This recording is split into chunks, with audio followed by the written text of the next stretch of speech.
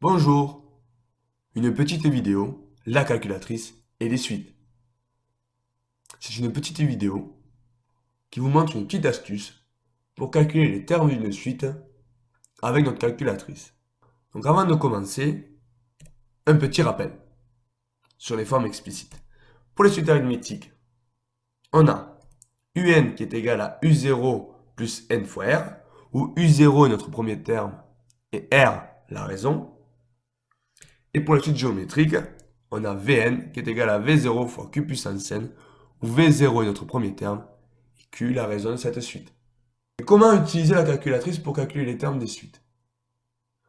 Nous allons voir sur des exemples. Commençons par la suite arithmétique. Soit la suite est définie par Un qui est égal à U0 plus 3 fois n, avec U0 qui est égal à 5. Donc l'objectif, ici, c'est de calculer le premier terme U0, U1, U2, U20.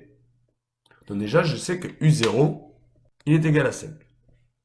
Et pour les autres termes, je vais tout simplement utiliser la calculatrice. Dans le menu calculatrice, je vais dans le menu table pour faire un tableau de valeurs. Je valide et je rentre ici la formule de ma suite. Donc U0 plus 3 fois n, donc sachant que U0 est égal à 5, donc j'écris 5 plus 3 fois n, sauf qu'ici je ne vais pas utiliser n, je vais utiliser x, comme pour les fonctions. Et je valide. Et de suite, je pense aller régler ma calculatrice en allant sur 7, F5. Donc ici, je démarre à 0 et je vais jusqu'à 20. Donc start pour commencer, donc de 0, jusqu'à 20.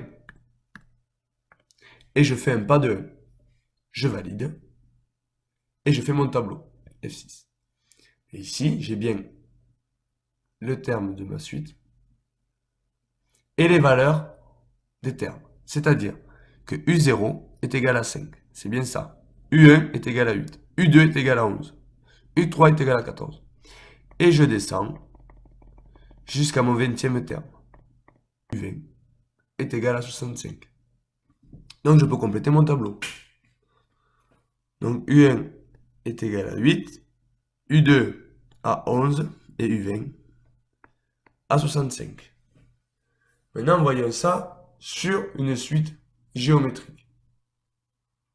Donc on a une suite définie par Vn qui est égal à V0 fois 4 puissance n, avec notre premier terme V0 qui est égal à 6. De la même façon, je me saisis de la calculatrice. Donc je reviens en arrière en appuyant sur Exit. Je modifie ma suite, je l'efface, donc F2. Et donc je marque la formule de ma suite. Donc mon premier terme c'est 6, donc 6 fois 4 puissance n, mais je pense ici que je suis avec dx. Je valide.